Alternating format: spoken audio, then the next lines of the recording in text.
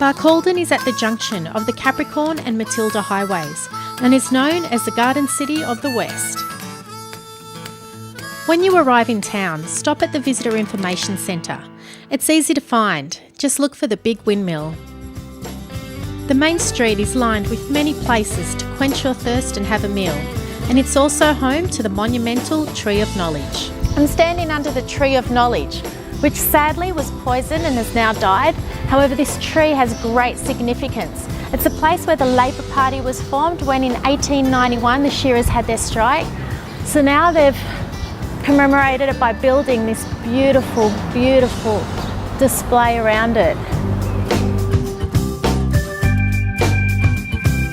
There are many significant heritage sites around town, and you can either walk or drive the trail at your own leisure.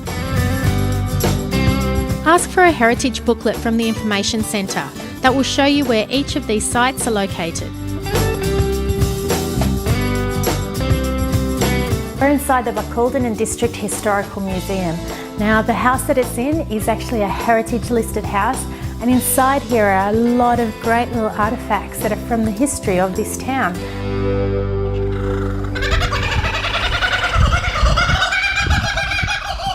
The Australian Workers' Heritage Centre commemorates the lives of the hard-working Australians that helped to build what we have now and start each of the industries that we take for granted these days. I've been waiting for you. As you make your way through the historic workplaces of yesteryear, you really capture the spirit of Australia's working history. It helps to keep counting the days. Wow, memories of school. The centre is over 2 hectares of beautifully landscaped gardens that overlook a billabong. There is also a picnic area and barbecue facilities. What a great place to unwind.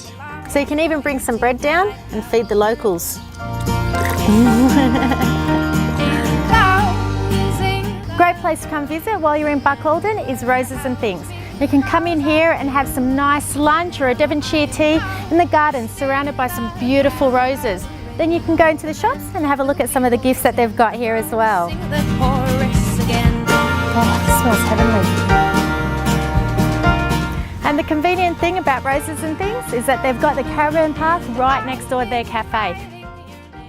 Well, I asked a couple of the locals where the best place was to come for a meal, and they told me the 3 L's Bar and Bistro. Now that stands for liars, larrikins and legends.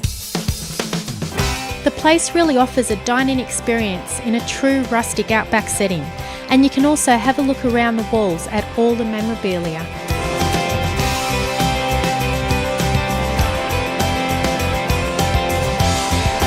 The walls are covered with cattle brands from satisfied diners from far and wide, and since it was such a great meal, I thought it was best to leave our brand also.